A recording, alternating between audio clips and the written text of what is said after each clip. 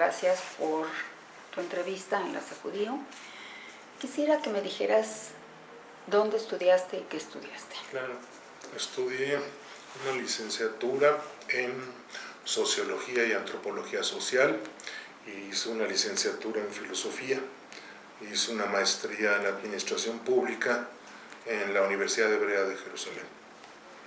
¿Y cuál es tu profesión? ¿A qué te dedicas actualmente? Hace 30 y algo de años cambié de giro y me dedico a ser un asesor financiero. Entonces trabajo como asesor financiero. Y aparte de eso, sé que tienes unas fundaciones. ¿Me puedes platicar de tus fundaciones y cómo nacieron? Claro, como te recordarás, hace unos cuantos años era presidente en la comunidad Ashkenazí. Antes fui tesorero y antes otras funciones en la Kehilá, y cuando uno cumple un ciclo, lo cumple. Yo soy de la idea que no hay que permanecer más tiempo de lo necesario. Y entonces decidí que mi periodo en la comunidad había acabado, y entonces era buscar algún nuevo ámbito en donde pudiera seguir trabajando y haciendo la parte filantrópica que me interesa y la parte social.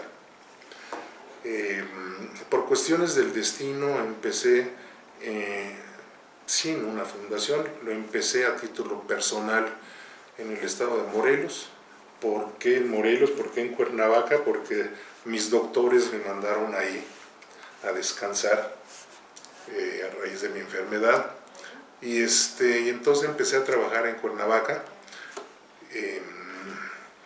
primeramente en una casa hogar de niños de la calle, y fue creciendo la labor que estábamos haciendo con los niños hasta que pasado un tiempo, ya era el presidente del patronato del DIF de Morelos, trabajando con la esposa del gobernador, y pues crecieron las labores. Ya no era una casa hogar, ya eran muchas casas hogares, y no solamente casa hogar de niños, sino ya empezaron a haber también casas hogar de gente de la tercera edad, o de mujeres golpeadas, o bueno, un sinnúmero de cosas.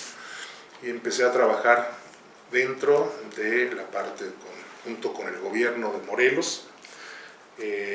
Después me nombraron consejero ciudadano para el área social de Morelos, y también manejo la comisión de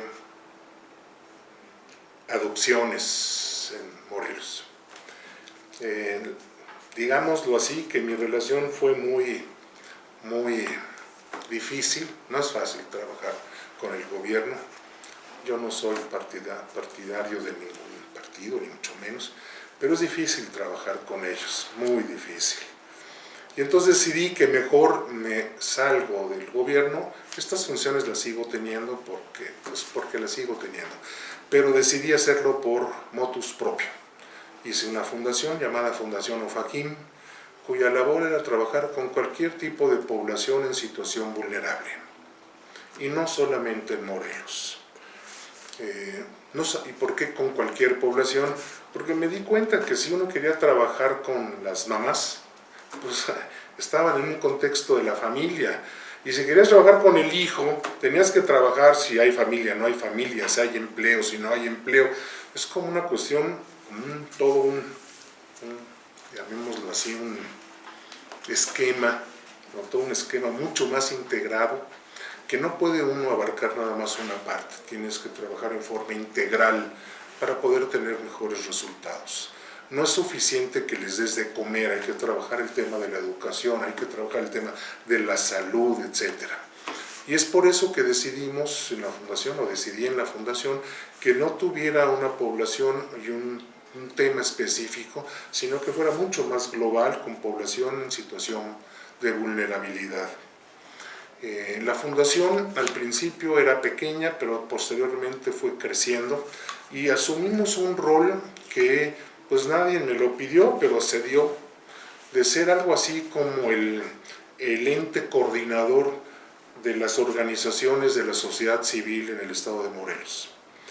De un buen día a otro coordinábamos o trabajábamos junto con cerca de 220 organizaciones que vieron en nosotros un ente con el cual poder coordinarse. Hacíamos un trabajo de coordinación, aparte del trabajo propio de nosotros. Y la fundación fue creciendo. Llegó a tener una influencia importante, tanto en el estado de Morelos como en el estado de Guerrero, y empezamos a trabajar en el estado de México.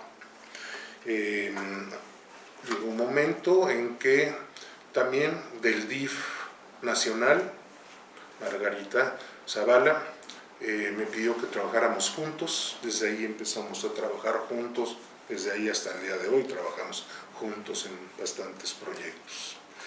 Y así fue. Entonces, no te puedo hacer un recuento de todas las áreas que trabajamos, porque son muchas, pero alguna de las áreas más importantes es que tratamos de no ser asistencialistas, o sea, de no dar el pescado para que coman, sino enseñar a la gente a pescar. El año pasado dimos cerca de 600 talleres o cursos para mujeres, desde temas de pastelería, joyería, carpintería, cómo hacer bolsas, cómo hacer cajas, cómo hacer moños, que fueron muy importantes para nosotros. Por el otro lado, también desarrollamos y quisimos probar un modelo que en Israel es muy interesante, fue muy importante en el tiempo del proceso del crisol de la diáspora, de poder unir a diferentes culturas. Y hicimos un centro de desarrollo comunitario, en Israel es un centro, un Merkaz Keilati, un centro comunitario, y replicamos ese modelo en México, en Cuernavaca concretamente. El presidente municipal nos dio una instalación bastante importante, la cual la renovamos y creamos en esa colonia, que es la colonia más problemática de todo Morelos, se llama La Varona, vendría siendo como Ciudad de Nezahualcóyotl o Tepito aquí, un lugar en donde no había ningún tipo de servicio. Y lo que nosotros intentamos hacer es proveer ahí los servicios necesarios para la comunidad, tanto de apoyo psicológico a los niños, como un comedor donde comían todos los días gente de la tercera edad, niños de la calle que venían a comer ahí con nosotros, talleres, cursos, hasta la parte médica. Teníamos también servicios médicos que en conjunto con la Secretaría de Salubridad, no me acuerdo cómo se llamaba en ese momento, pusimos un dispensario médico de primera atención, porque en La Varona no había nada. Y decidimos seguir adelante pasando a trabajar junto con la Universidad de Morelos para la formación de directores de centros comunitarios, para poder replicar el modelo en otros lugares. También trabajamos junto con la Cruzada del Hambre, no en la parte política, sino en la parte realmente de trabajo, porque desarrollamos un modelo de comedor comunitario muy exitoso, en donde la gente de la zona hacía cosas, pasteles, joyas, todo tipo de trabajos que lo vendíamos en la tienda comunitaria, y el dinero que salía de eso es con lo que compramos la comida para que pudieran comer 50 a 60 personas diarias comían en este lugar. Y además, todas las áreas que también fue bastante importante fue ser un vínculo entre gente que quería donar algo y la gente necesitada. Y en ese sentido, pues como teníamos el contacto de los dos lados, pues fuimos un intermediario. Y si esta chica Tam de Betel tenía muchos zapatos, pues nosotros teníamos muchísimos niños, mujeres, señoras que necesitaban esos zapatos. Entonces combinábamos lo que ellos nos daban.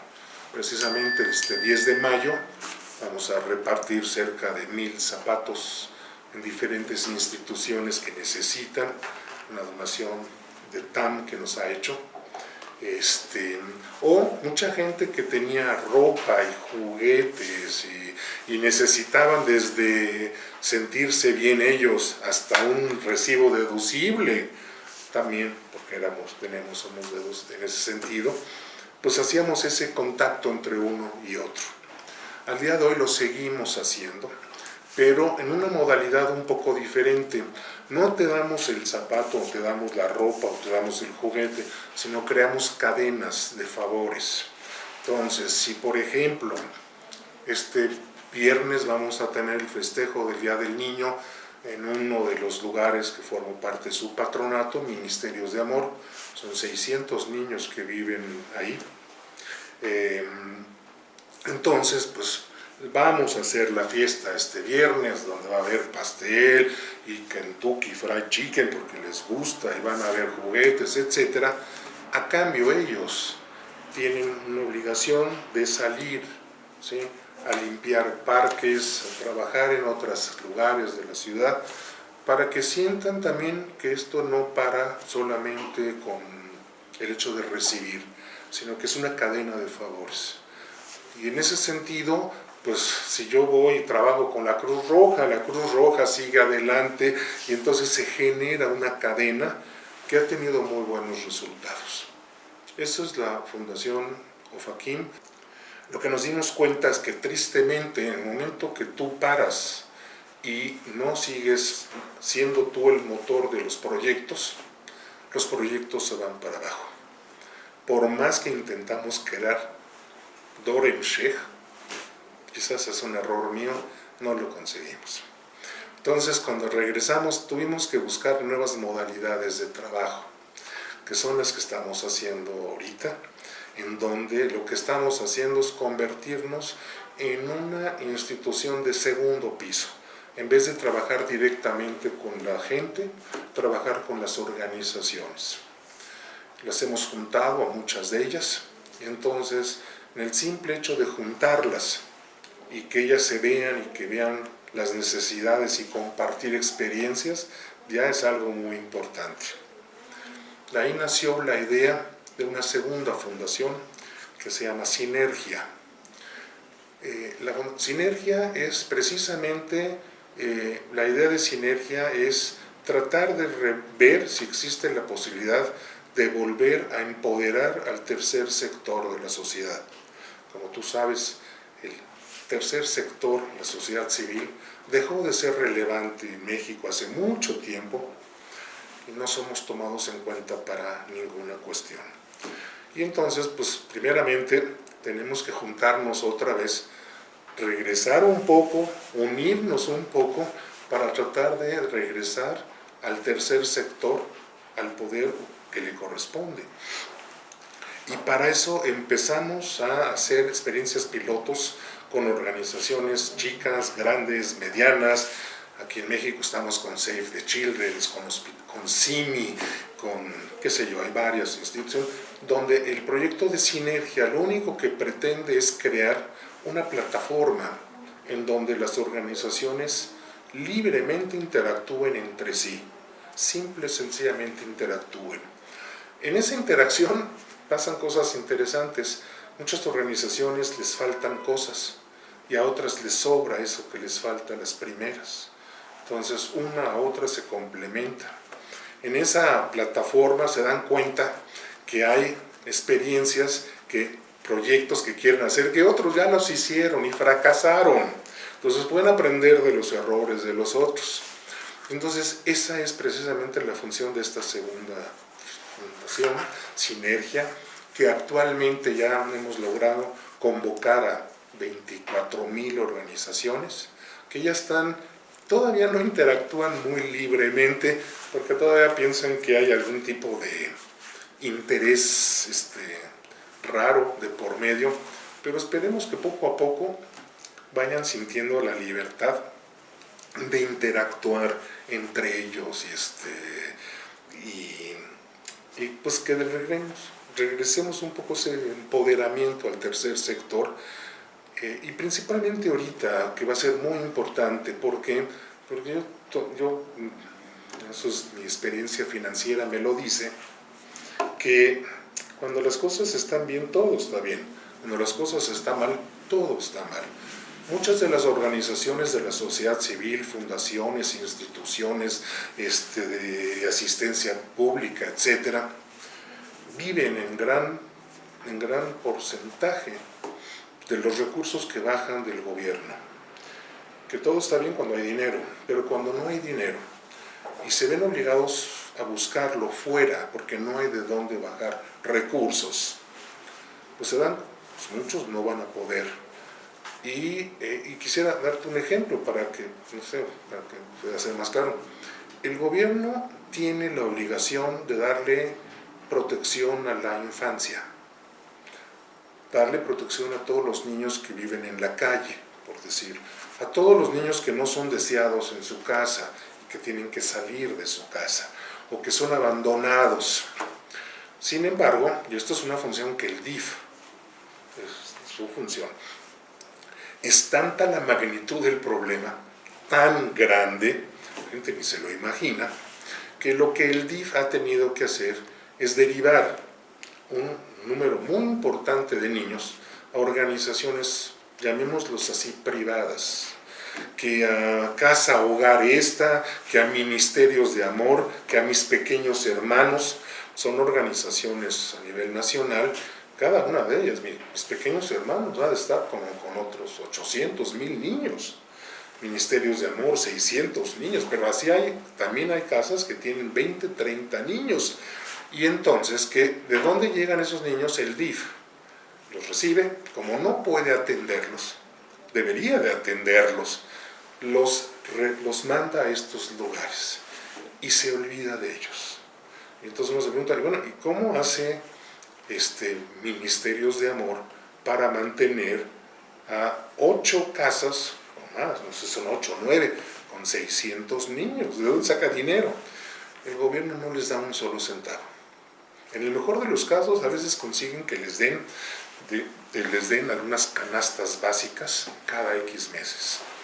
Eso sí, les exige que lleguen reportes y lleven controles, pero no les da absolutamente nada, los abandona. Y entonces aquí, pues es un problema titánico porque estas organizaciones tienen que buscar de dónde hacerse de dinero. Las que son más afortunadas son las organizaciones que han encontrado oídos fuera de México. Porque fuera de México te dan dinero. Llámese Estados Unidos, Europa. Entonces tienen a sus patrocinadores fuera de México que ayudan y mandan mensualmente dinero. No todas tienen esa suerte. Entonces, pues ahora sí que se las ven difíciles para poder acabar el mes. Y entonces, pues muchos de ellos dependían de los recursos que bajaban del gobierno. Y ahora pues no los van a tener. Y dentro de poco, menos todavía lo van a tener. Y vamos a tener un problema mucho más serio. Nosotros lo que hemos estado intentando hacer es convencerlos de que no podemos depender ni del donador del tío en Estados Unidos, ni del gobierno, sino tenemos que saber ser con proyectos sustentables, en la medida de nuestras capacidades.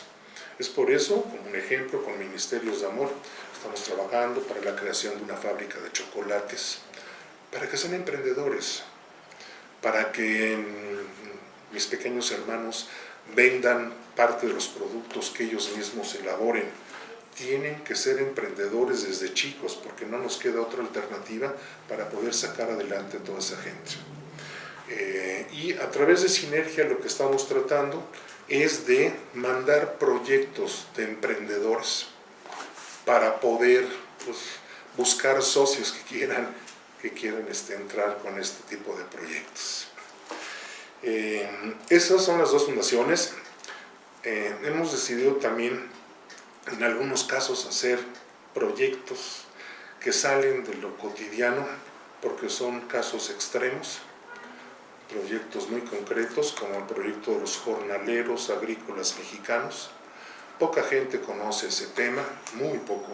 Conocen a los jornaleros que se van a trabajar a Estados Unidos, pero los que se van de Chiapas a Guerrero, pocos lo conocen. Es un problema muy fuerte, en el nivel de, yo lo llamaría casi esclavitud en la que vive esa gente.